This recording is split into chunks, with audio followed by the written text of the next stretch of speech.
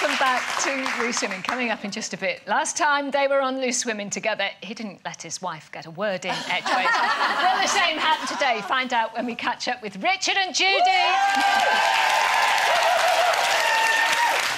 Now, here is a picture of a woman who some might call a brave lady. It's EastEnders actress Jessie Wallace arriving at Crete Airport to go on her honeymoon. Problem is, of course, she didn't get married. Jessie called off her wedding to Vincent Morse last week with only hours to go before the ceremony after discovering he'd allegedly sent some saucy snaps to his ex-girlfriend. Now, it looks like she's decided to take advantage of some time in the sun away. So, girls, if you were in her situation, would you have gone on the honeymoon? Well, I've just come back from Crete, so I wouldn't have minded going with her, keeping the company. It was lovely. I think she's very brave, and as somebody who's never had sort of sudden breakups in my life, I didn't have that right, I'm going away, I'm going to do the honeymoon thing. Mine were always gradual, so I've been missing out somewhere along the line.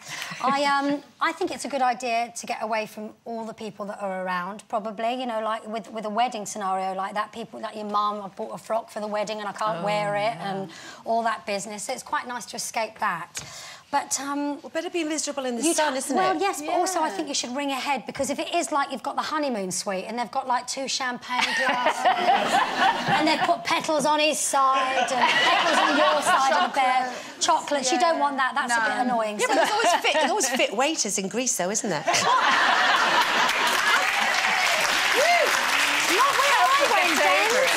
How you get over it? I mean, going back some years now, when I was in my 20s, quite a few years, and I'd split up, and I tend to get over splits very quickly. Yeah. Like, by the time I've got out of the taxi. I can't be doing with all this wallowing around and playing lovely songs and all that. I can't be doing with that at all. No, not a wallower. Anyway, I haven't had many splits, I have to say, but this particular one was fantastic.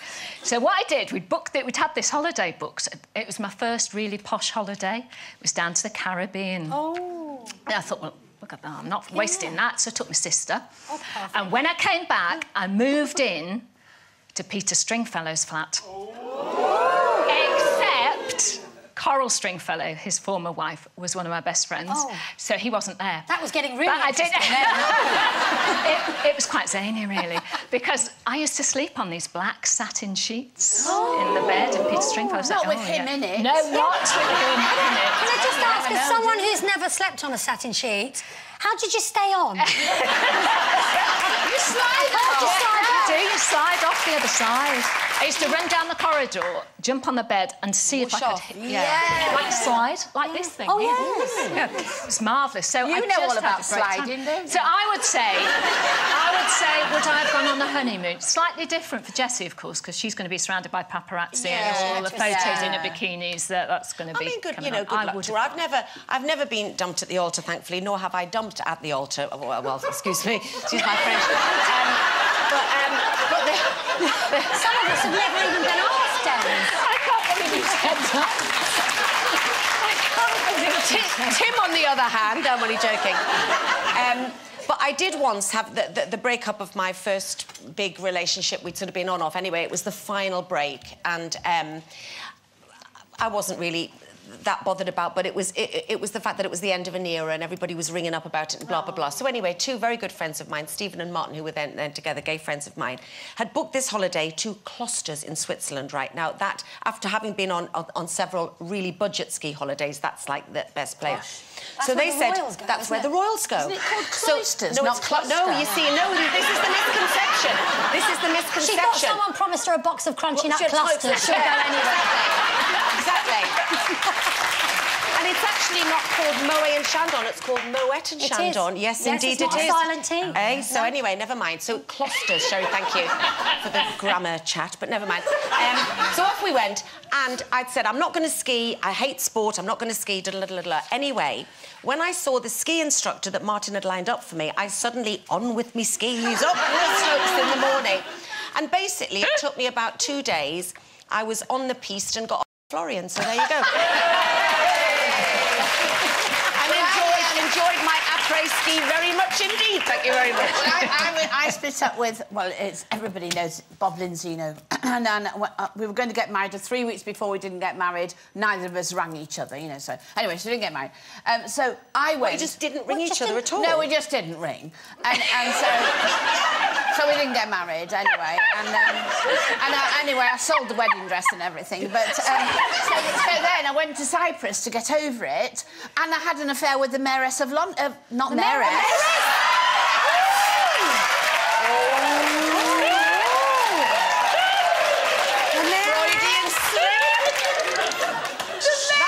That's why you've never opened your china cabinets and stuff.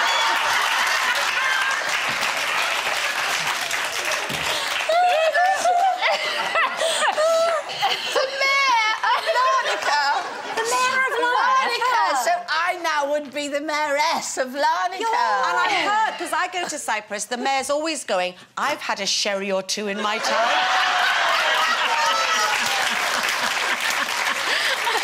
We'll leave it there, girls. It's competition time. And if you like the idea of bulking up your bank balance with 20... Stop! With £25,000, then give this question a go. You never know. Lady Larnaca could be looking down on you. Good luck with that. Now, helping us kick off our brand new series are two guests who are no strangers to loose women. Not only have we got to know this husband and wife double act well when they've been guests on the show, but our Denise went one step further, like she does, and had a sleepover at their house. Here with all the gossip, please welcome Richard Madeley and Judy Finnegan.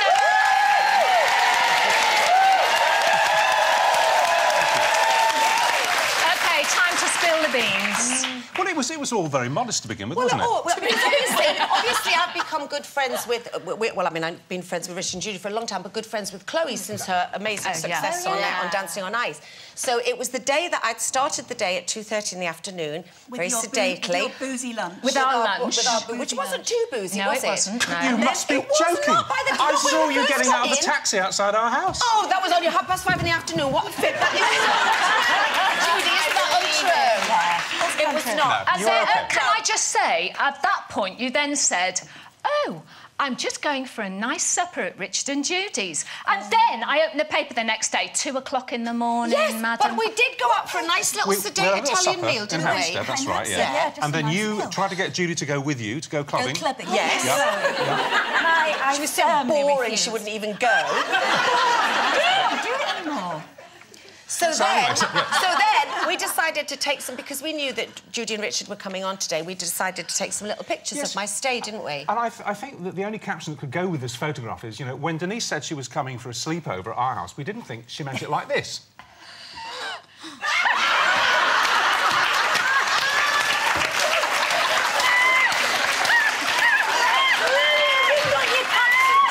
We've got our tea.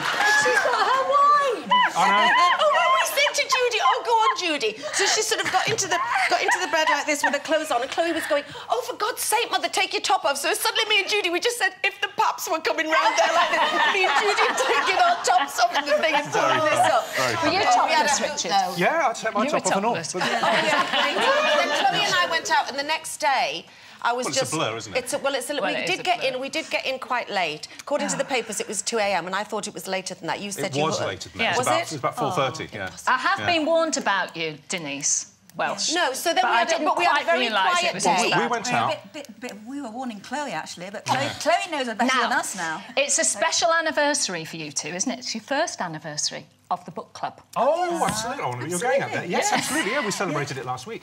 Yeah, it's all gone frightfully well. I know. To our sort of surprise. Because you started it on when you were on Channel 4, didn't you? Yeah. And then it carried on. It carried on, and then when we left Channel 4, we went into partnership with W.H. Smith and carried it on from there. Started a year ago. We thought because it wasn't a television show, it probably wouldn't do as well, but it's done fantastically well, really fantastically. In fact, in the party last week, we got the news that the club sold over 3 million books in the first 3 years. Yeah.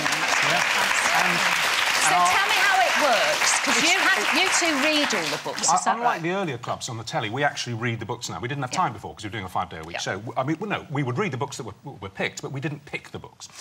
This time we picked them. So we get sent by our partner, we get sent a great shed load of books, and we have to pick 8 out of a great stack of them. How do you pick them? You get very good at speed reading. You just read very fast. I don't speed read because I get lost in a novel. That's the trouble. I really... what we do is we split them into 2 piles. He takes one lot, I take the other lot, and then we read them and we pick out, select because there's 8 books in each tranche, so we each select the best 4, and then we have to swap them because we've both got to agree. It does take a heck of a long time. Do you have a time or a day or that you can... We set us... Because we're not doing 5 days a week telly, we've now got... we've got time to come and do this kind of stuff, you know, and sort of, set aside. Yeah, so you have a room or something that you can... No, we've been doing it in France this year, because we've been in France, so that was lovely. You could just sit and read by the pool, you know. It's a lot to read, though, isn't it? Yeah, Don't you get blinded and do you lose your judgment a bit because you must have so many? No, I don't think so. I think first of all, the long list that's selected by the panel before we get the long list, and we get the short list, and then we have to select it. They've got very similar taste to me, certainly, haven't they? Yeah. So generally, I know if Sue, one of our partners, actually likes a book, I will usually like it. But it's not that difficult, you know, honestly, because all it is really, it's just got to be a damn good read. And you know you're enjoying a book if you're enjoying a book, and you know if you're not, or if it's overwritten. You haven't all got, like, literary degrees and things. Well, you've got an English degree, You've got an yeah. English degree. Have you got any degrees? Not at all. I left school at 16 to join the local paper. Wow. So, but, you know, come on, you don't have to go to... But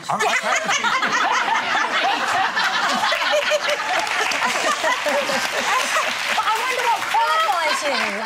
So is it just if you're interested in books? Well, if you're interested in books, and we both are, I absolutely love reading. I mean, We're both we're both right, you know. We're kind of my main hobby. And if you really love books, then it's, you know, you don't have to be qualified. The whole thing about literary programmes is that they're usually far too highbrow for most people. I agree. So, you know, you don't have to sort of judge a book that has great literary merit. Yeah. You just have to judge a book for its readability. A really good story. And enjoy that. And not only reading, you've recently finished and had a quite major bidding war going on for your first novel, haven't you? Oh, yeah. My wife, the writer.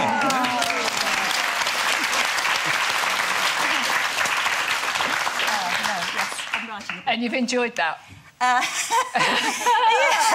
No, I'm actually... It's very strange. If you're writing for yourself, you're just writing for yourself. Once you've kind of given it to a publisher or you've actually got a book contract, you're no longer writing for yourself. Like, you're I writing... don't want you to read it. No. And I understand you're writing one as well, but you've had trouble with the sex scenes, is that right? That's good. That's why I went to study. I think we'll just leave that there. No. We'll just leave it hanging, I think, Richard. We'll leave it hanging. Time for one breather. You'll stay with us, Richard and Judy. We'll all be back in a little bit. Woo!